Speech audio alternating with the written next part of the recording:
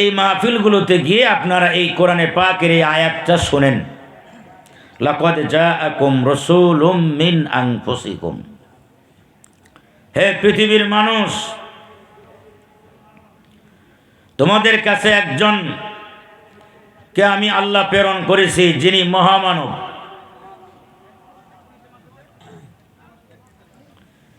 পৃথিবীর কোনো নবী এবং রসুলকে আমি আল্লাহ আদম নবী থেকে নিয়ে ঈসা নবী পর্যন্ত কোন নবীকে আমি আল্লাহ আমার সিফাতি নাম, আমার গুণগুলো আমি কোন নবীকে দান করি নাই। আমার গুণ আমি আল্লাহর। কিন্তু পৃথিবীতে একজন পয়গম্বর আছেন যে আমি আল্লাহ পাকের জাতের গুণগুলো আমার দোস্তকে দান করেছি। যে বিষয়টা লক্ষণীয়, যে পৃথিবীর কোন নবীকে আমার গুণ দান করি নাই, আমার সিফাত দান করি নাই, কিন্তু আমার হাবিবকে আমি আমার সিফাত দান করেছি। কিভাবে? আল্লাহ কোরআনের ভিতরে বলেন, লাকাদ জাআকুম রাসূলুম মিন আনফুসিকুম আজিজ।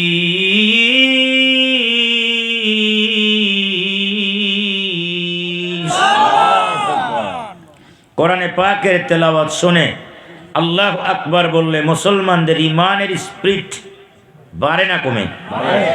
এটা আমার কথা না, আল্লাহ কোরআনে পাকের আরেক আয়াতে গিয়া বলেন, ওয়াইদা তুলিয়াত আলাইহিম আয়াতুহু যাদাতুহুম ঈমানা।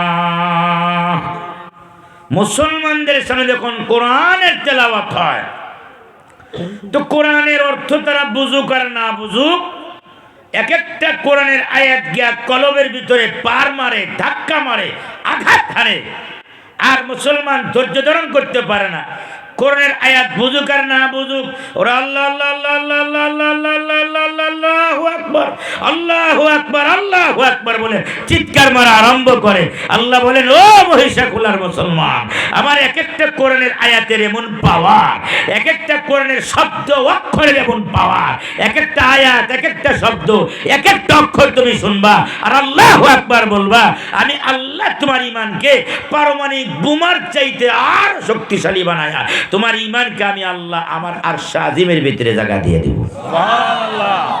আর আস্তে করে কোন সুবহানাল্লাহ, না না আর আস্তে করে কোন সুবহানাল্লাহ। রাত বেশি হয়ে গেছে, তো রাত বেশি হয়ে গেছে। হাদিস শরীফ আছে, সারা দিন বান্দা আল্লাহরে ডাকে, আল্লাহ এটা দাও, এটা দাও, সেটা দাও, আমার এই বিপদ, আমার এটা, আমার ছেলের চাকরি দরকার, এটা দরকার, সেটা দরকার। রাত যখন 12টা বেজে যায়, তো হাদিসে কুদসিতে আছে, আল্লাহ নিজে প্রথম আসমানে নেমে আসেন, আল্লাহ নিজে ডাক দেন, এই কার কি লাগবে আমার কাছে চাও, তাড়াতাড়ি এসো, হাতে যাও। সুবহানাল্লাহ। সারাদিন বান্দা আল্লাহরে ডাকে, আর রাত 12টার সময় আল্লাহ তার বান্দা বান্দিরে ডাকে। এখন আল্লাহর কাছ থেকে নেওয়ার সময় রহমতের আপনার এই কুয়াশাও আছে, আবার আল্লাহ তার রহমতের ছায়া দিয়া প্রথম আসমানে এসে গেছেন। এখন আমাদের শুধু আল্লাহর কাছ থেকে কিছু নেওয়া দরকার, মোনাজাত দিয়ে বাড়িতে যাব। নিয়াত আছে কার কার? হাত তুলে দেখান, দুই হাত উঠেন, টান টান করেন, টান টান, আর একটু টান টান করেন, একটু আঙ্গুলগুলো ফাঁক করেন, ফাঁক করেন না, একটু ফাঁক হয় নাই। আচ্ছা, যারা বেশি খুশি তারা একটু টান টান করেন তো দেখি, করছেন? আচ্ছা, একটু হালকা নড়াচড়া দেন। এই ভিডিওগুলো, এখানে যেমন ভিডিও আছে, ফেরেশতারাও ভিডিও নিয়ে বসে রয়েছে, এরা আল্লাহর কাছে পৌঁছায় দিবে। জোরে কোন কথা ঠিক না বেঠিক বলেন? হাত নামান। তো আল্লাহর কিছু গুণ আছে, ওই গুণগুলো একমাত্র তার দোস্তরেই দিচ্ছেন, আর কোন নবীকে দেয় নাই। কি এতটুকু বুঝছেন আপনারা? আচ্ছা, কোরআনে পাকের আয়াত যখন শোনে, তো তারা আল্লাহ আল্লাহ আল্লাহু আকবার বলে চিৎকার আরম্ভ করে। যতবার আল্লাহু আকবার বলে, তার ইমানের স্পিড ততবার বাড়তে থাকে। আচ্ছা, আপনাদের মহিষাখোলার মানুষ, উল্লাপাড়ার মানুষ কি আল্লাহু আকবার বলতে পারে? কারা কারা পারেন? আর একটা বার কষ্ট করেন তো দেখি, কারা কারা পারেন? বুঝালেন, আগে বুঝালেন, আগে বুঝালেন, হাত নামান। আজকের রাত ধরে নেন আমার আপনার জিন্দেগির শেষ রাত, হতে পারে কি পারে না? কত মানুষ মাহফিলে আসে, মোনাজাত দিয়া বাড়িতে যাওয়ার সময় ইন্তেকাল করে, করে না? আবার অনেক বক্তা স্টেজের ভিতরে ইন্তেকাল করে, মোনাজাত তিনি দিতে পারে না। হতে পারে যে আমিও মোনাজাত নাও দিতে পারি। এই কারণে আমাদের জিন্দেগির শেষ মোনাজাত মনে করে আগামীকাল আর আমি আর মোনাজাত দিতে পারবো না, মানুষ আমার নামে মোনাজাত দিবে, আমি পারবো না আমারটা দিতে। শেষ মোনাজাত মনে করে আল্লাহর একটা ডাক দিবেন, জিন্দেগির শেষ ডাক। কিভাবে ডাকটা দিবেন? আপনাদের মহিষা খোলার মানুষ যার বয়স 60 বছর, 70 বছর, 80 বছর, 20 বছর, 30 বছর, প্রত্যেকেই যার যার বয়সের সাথে মিল করে বলবেন যে আমি আমার বয়সের জিন্দেগিতে, হায়াতের জিন্দেগিতে এত জোরে আওয়াজ আমার আর কানে ঢোকে নাই, এরকম একটা আওয়াজ আমি মহিষা খোলার মানুষের কাছে চাই। এরপরে আমার আলোচনা শুরু করব ইনশাআল্লাহ। পারবেন দিতে? পারবেন? একেবারে করে মুখটা ভাগ করে যত চিল্লানি আছে করে না, মুখ লাগাই দেয়, কিন্তু কিয়ামত পর্যন্ত আল্লাহর ডাক দেওয়া যাবো না। জোরে কোন কথা ঠিক না বেঠিক বলেন?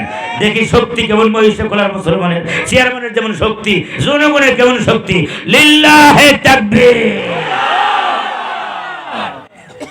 ওই চাচা বড় বড় চোখ করে চায় সিধা নিয়েছে। চাচা এখানে যদি আল্লাহু আকবার না বলেন তো কবরে গিয়ে কি বলবেন?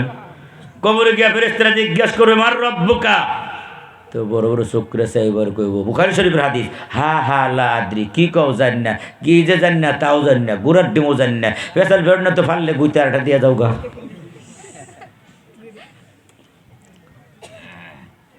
কিন্তু এখানে যারা আল্লাহু আকবার বলতে বলতে যারা অভ্যস্ত, কবরে যখন তাকে নামানো হবে ফেরেশতা জিজ্ঞাসা করে মার রব্বুকা, কয় আল্লাহু আকবার।